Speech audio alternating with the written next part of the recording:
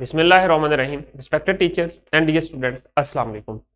Today we will discuss about mathematics grade 6. This is our unit number 1 about factors and multiples and our lesson number 6.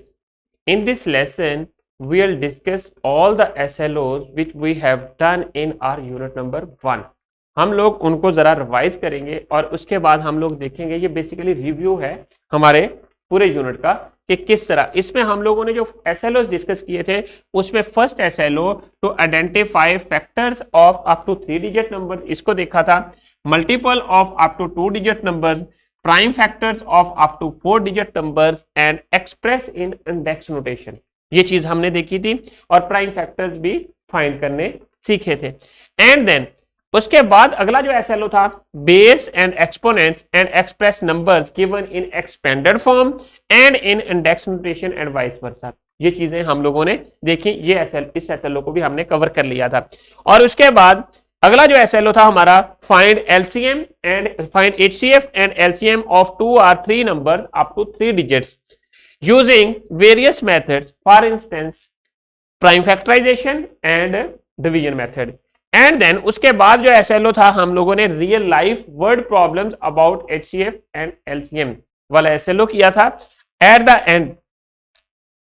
अब आ जाए इस unit के and के ऊपर review exercise दी गई है जिसमें जितने भी हम लोगों ने इस यूनिट में एसएलओ डिस्कस किए हैं उनसे रिलेटेड क्वेश्चंस हैं, उनकी एप्लीकेशंस हैं।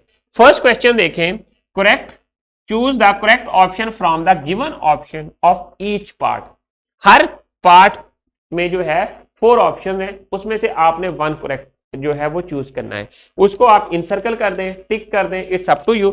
और उसमें देखना है कि कौन सा नंबर जो है वो करेक्ट है। सो इसी तरह आपने पार्ट 1 में जितने भी क्वेश्चन 1 में जितने भी पार्ट हैं उनको कंप्लीट करना है।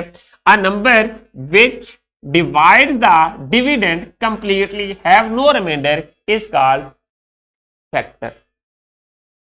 ऐसा नंबर जो किसी भी गिवन नंबर को कंप्लीटली डिवाइड करता है विद नो रिमाइंडर, ये डेफिनेशन हमने पढ़ी थी यूनिट के अंदर। और उसमें देखें वो फैक्टर है, एडिशन है, मल्टीपल है या सब्ट्रैक्शन है, क्या है, दैट इज फैक्टर। इसी तरह बाकी के सारे पार्ट्स आपने कंप्लीट करने हैं और फिर अपनी जो नोटबुक है या जो बुक है उसको अपने टीचर को सबमिट करवा देना है। अब आ जाए क्वेश्चन 2 की तरफ। क्वेश्चन 2 जो है इसमें शॉर्ट आंसर्स आपने देने हैं हर क्वेश्चन के, जैसा कि फैक्टर्स के व्हाट आर फैक्टर्स, तो फैक्टर्स की आपने डेफिनेशन राइट करनी है। इस तरह व्हाट आर मल्टीपल्स, तो मल्टीपल की डेफिनेशन राइट कर देंगे। और इसी तरह आपने डिफाइन फैक्टराइजेशन, फैक्टराइजेशन क्या है उसके बारे में भी आपने बताना है। इसी तरह इस क्वेश्चन के सारे पार्ट जो है वो 12 पार्ट्स हैं, उनको आपने कंप्लीट करना है।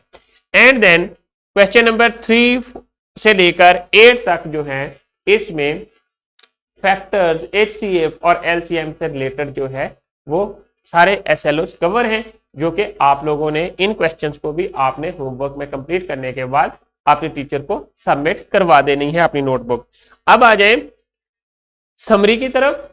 हर यूनिट जो है या इस यूनिट के एंड के ऊपर आपको एक समरी मिलेगी। उस समरी में जो मेन की पॉइंट्स हैं वो दिए गए हैं या जो डेफिनेशंस है जिनको आपने मेमोराइज करना है।